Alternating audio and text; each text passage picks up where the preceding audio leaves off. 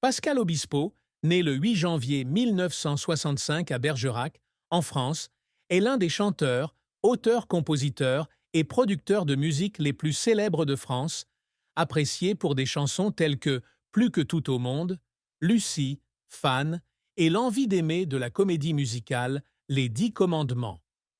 À 60 ans en 2025, il reste une icône du pop-rock français avec plus de 5 millions d'albums vendus en tant que chanteur et 14 millions en tant qu'auteur-compositeur pour des artistes tels que Johnny Hallyday, Florent Pagny ou Natacha Saint-Pierre. Fils de Max Obispo, ancien footballeur des Girondins de Bordeaux d'origine basque, et de Nicole Guérin, mère d'origine angevine, il grandit dans un contexte difficile après le divorce de ses parents en 1978. Il est élevé par sa mère à Rennes, où il découvre sa passion pour la musique.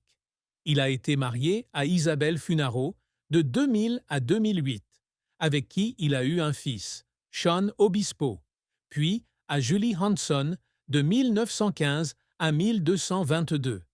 Avec une fortune estimée à 40 millions de dollars provenant d'albums, de performances et de propriétés au Cap Ferret et à Paris, il est un symbole de résilience. Mais sa vie a également été remplie de tristesse, de la perte familiale aux blessures émotionnelles et aux pressions de la célébrité. La plus grande tristesse dans la vie de Pascal Obispo fut la mort de sa mère, Nicole Guérin, vers 2010, une perte qui le laissa privé de son plus grand soutien affectif. Nicole, la femme forte qu'il a élevée seule à Rennes après son divorce avec Max Obispo, a été son inspiration pour poursuivre la musique. Il se souvient des soirées à l'appartement de la rue de la Paix à Rennes, où sa mère lui préparait le thé et lui racontait les concerts qu'elle avait vus à Angers. Lorsque Nicole décède, peut-être d'une maladie cardiaque ou de vieillesse, Pascal se prépare pour un concert au Zénith de Paris.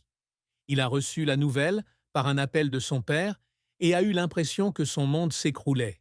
Il est retourné à Rennes, s'est arrêté devant son ancien appartement, a regardé les disques vinyles que sa mère lui avait achetés et a pleuré parce qu'il n'avait pas eu l'occasion de la remercier pour son amour et son sacrifice.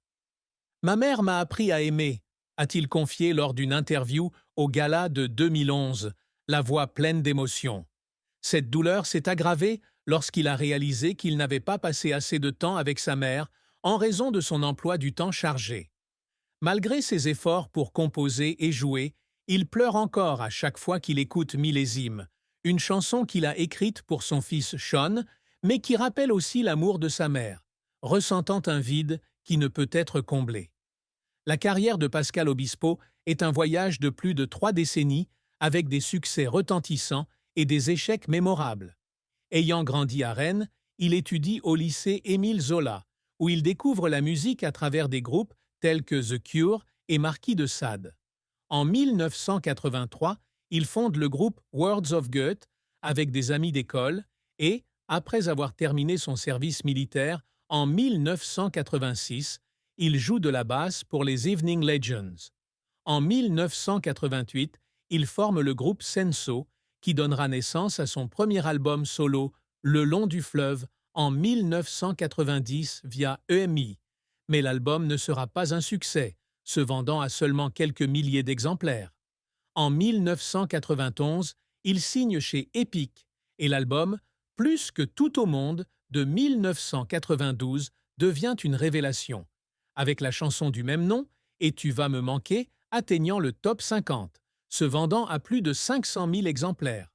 L'album Un jour comme aujourd'hui de 1994 poursuit son succès avec Tombé pour elle et Tu compliques tout, influencé par Michel Polnareff et les Beatles, se vendant à plus de 500 000 exemplaires. En 1996, l'album Superflu, qui contient des tubes comme Lucie, Personne et Il faut du temps, dépasse la barre du million d'exemplaires, le catapultant au sommet. Il se produit à l'Olympia en 1997 pour 6 représentations à guichet fermé et au Zénith de Paris, en ouverture de tournées internationales.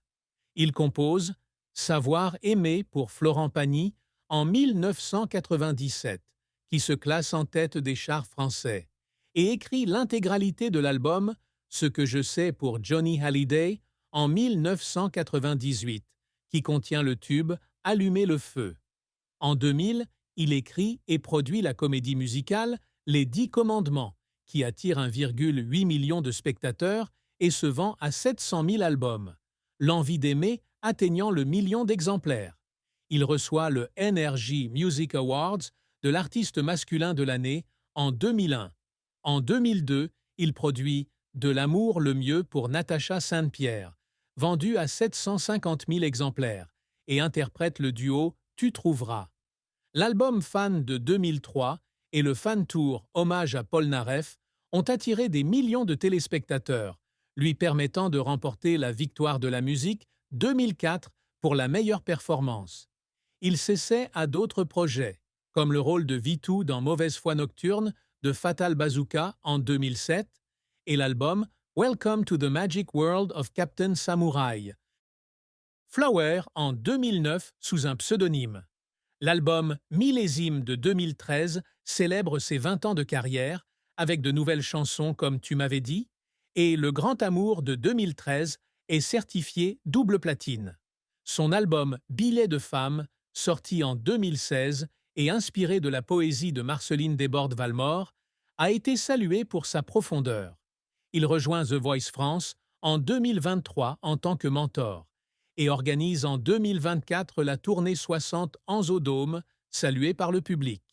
Il a également réalisé un documentaire sur le Cap Ferret et soutenu des associations caritatives à travers les Enfoirés et les Restos du Cœur, en faisant don de plus de 2 millions d'euros. Les efforts de Pascal Obispo dans sa carrière l'ont fait pleurer à plusieurs reprises. Lors de l'enregistrement de Lucie en 1996, il a travaillé toute la nuit pour perfectionner la mélodie et a pleuré lorsque la chanson a atteint le sommet des charts. En 2000, lors de la première de L'Envie d'aimer au Palais des Sports, il a pleuré tandis que le public se levait et applaudissait, ressentant leur amour. En 2004, lors de la réception de la Victoire de la musique, il pleure sur scène en se remémorant le voyage depuis Rennes. « Je compose pour toucher le cœur », confie-t-il à Europe 1. En 2012, alors qu'il se produit au Palais des Sports pour Adam et Ève, il pleure en pensant à sa mère et à ses rêves de jeunesse. En 2024, lors de sa tournée 60 ans, il a pleuré tandis que le public chantait « Millésime au dôme », ressentant son héritage. En 2025, alors qu'il préparait un nouvel album, il a pleuré lorsque Sean lui a rendu visite, se sentant fier de son fils. Une fin triste dans la vie de Pascal Obispo fut la mort de Johnny Hallyday, un ami proche et collaborateur, le 5 décembre 2017. Johnny, icône du rock'n'roll français, était la personne avec qui Pascal a écrit de nombreux tubes tels que Allumer le feu et Ce que je sais. Ils se sont rencontrés en 1997 à Paris et sont rapidement devenus des amis proches au fil de soirées passées à boire et à discuter de musique. Il se souvient de moments passés dans l'appartement de Johnny à Saint-Tropez, quand il jouait de la guitare et rêvait de grandes scènes. Lorsque Johnny décède à l'âge de 74 ans d'un cancer du poumon, Pascal est au Cap Ferret, en train de préparer un concert. Il a reçu la nouvelle par un appel de Florent Pagny et a senti son cœur se briser. Il est rentré à Paris, a assisté aux funérailles à la Madeleine et a pleuré en lisant l'hommage. « Johnny était mon feu », confiait-il à Paris Match en 2018. Cette perte l'a conduit à écrire « On n'est pas seul sur Terre » en 2019, une chanson sur l'amitié, et il a organisé un concert à l'Accor Arena en 2018 pour rendre hommage à Johnny. L'amour et le mariage de Pascal Obispo sont une histoire pleine de passion, mais aussi de beaucoup de souffrance. Il a épousé Isabelle Funaro, mannequin, le 4 avril 2000 à Paris. Ils ont eu un fils, Sean, le 11 octobre 2000, inspiration de la chanson « Millésime ». Cependant, le mariage a dû faire face à de nombreux défis en raison de l'emploi du temps chargé de Pascal et de la pression des médias. Isabelle veut une vie stable, tandis que Pascal se plonge dans la musique et les tournées. Ils ont divorcé en 2008 et il a pleuré en signant les papiers du divorce, se sentant vaincu même s'il aimait toujours Isabelle. Je n'ai pas eu assez de temps pour elle, a-t-il confié lors du gala de 2009. Il a essayé d'être un bon père pour Sean en le soutenant dans son art, mais il pleurait toujours en pensant aux années de solitude après le divorce. En 2015, il épouse Julie Hanson, mannequin et organisatrice d'événements au Cap Ferret. Julie apporte une nouvelle joie et elles apparaissent souvent ensemble lors d'événements comme SIDAction.